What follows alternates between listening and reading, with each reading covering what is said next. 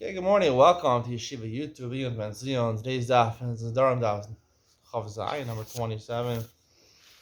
We have a Mishnah, Chav Zayin and Aleph, which lists the fourth type of neder, which are mutar. The Mishnah, the opening Mishnah in the parak says, Arba Nedarim hitiru chacham. They're on a matrid for Nedarim.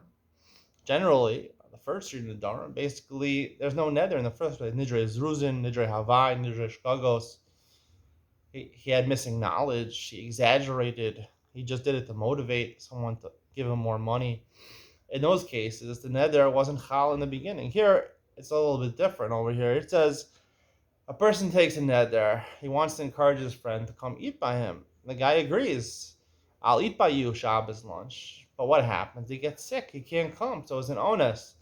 So the Harei Elu Nidrei Ontin, that's the Nidrei Ontin, which in the Mishnah, the first Mishnah of the parak says, Heitiru Chacham, the Chacham matter that. So there's two ways of understanding Chacham Heitiru. According to the other three Nedarim, really means it never took effect in the first place.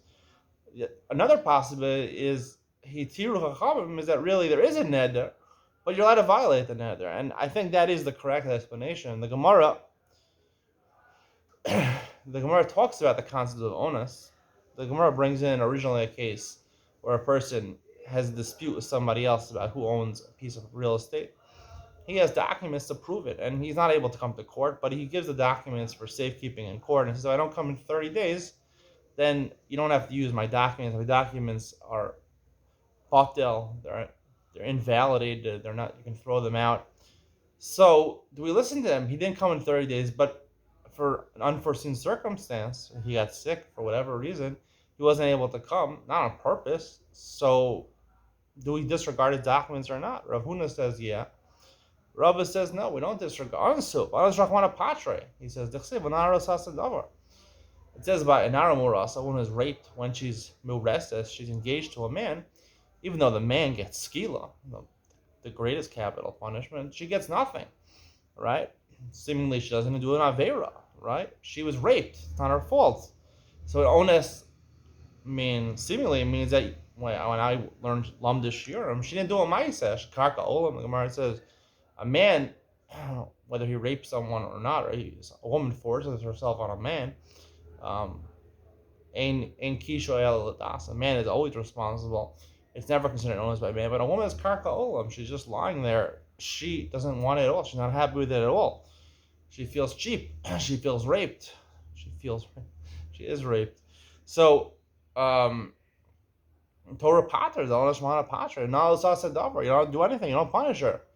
The Chitema, the Gemara suggests, maybe you'll tell me, Chitala Shiny, maybe only when it comes to giving Mises Based in. We don't give Mises Based in, but maybe she bears responsibility for what happened, for being raped. Maybe she shouldn't have put herself in a position where she's able to be raped, right? Maybe she's flirting with this guy, or maybe she's secluded with the guy, or maybe she goes down a dangerous path where, the people can come rape her. Maybe you'll tell me she's responsible. She just doesn't get the capital punishment. Batnan, forget about Nara Murasa. Our mission, Nidre owns it. That's Nidre owns it. So, an onus, right? The fact that he didn't come back to Din. So do we disregard his proofs or not? You see from our Mishnah that Nidrei Onsen are not Nedarim. Now, think about our case, our Mishnah, for example, for a second over here. All right, he said he agreed to the net. He agreed to come to the guy's house. He said, if you don't come to my house, you're Aser Bahana, you can't benefit from me. Now, he technically didn't come to the guy's house. So, if the strict language of his net, the nether should be Chal. Right? The way I would understand Nidrei Onsen over here is that nonetheless the nether is chal, but because it's an onus that you didn't come to the guy's house, so therefore you're allowed to go and violate the isser of benefiting from this guy, even though nether is chal. They absolved you of responsibility. That's why the Gemara says the chitei maktala shiny. Right? Maybe you'll suggest that killing is different. Sounds like what? Sounds like now this is a davar. She bears responsibility. She did an avera, but she doesn't get killed. So therefore, the Gemara brings from our Mishnah, where you see that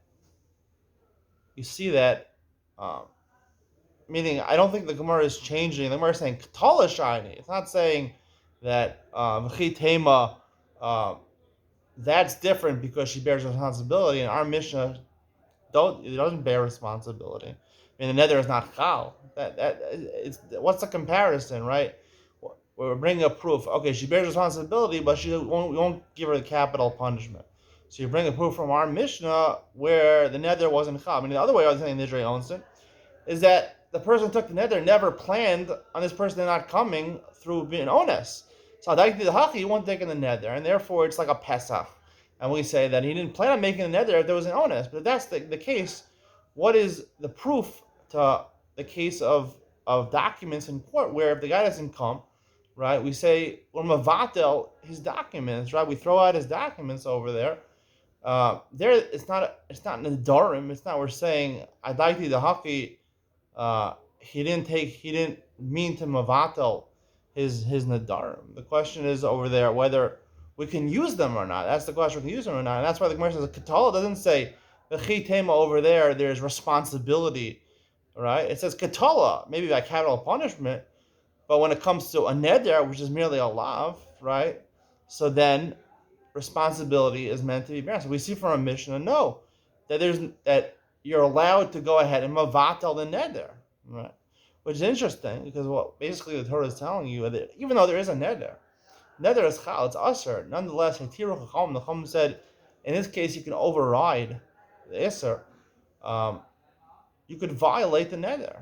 Now, they'll ask me the question: if there's an isser d'oraisa that I can't benefit from this guy, how could I go ahead and benefit from the guy if that sounds like to violate the Rabbanan had the koach, the oker davim Torah b'kum v'esay, to go ahead and get up and get benefit from the guy and violate. Hard to understand exactly how that would be. So just to answer that question, I would say like this: so as follows, that when we say the nether is chal, or you can't get enough from the person, what does that mean? What does that mean? You can't get enough from the person. You can't benefit financially from the guy. You can't do business with him. You can't go to his house, eat his food. Yes, these are things that are ushered by the nether. However,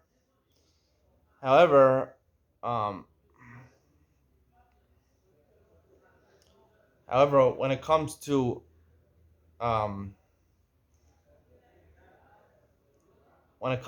over here, the Oker Davim Torah will come to essay.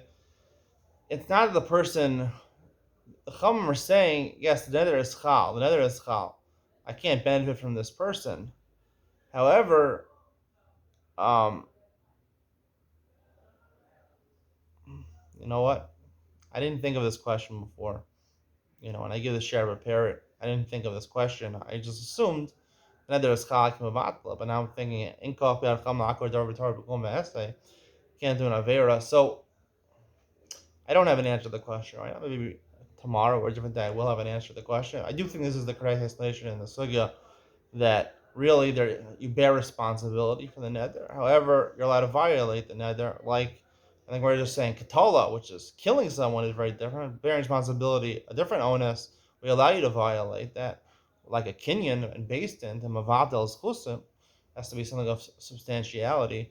But I'm left with the question, so I'm going to leave off today with a question without an answer. But sometimes a question is just as good as an answer because it leads you to think of a really impressive answer. We'll try to answer this as we go through Shas. Maybe tomorrow I'll think of an answer and tell you. Hope you enjoyed today's share. See you in the next one.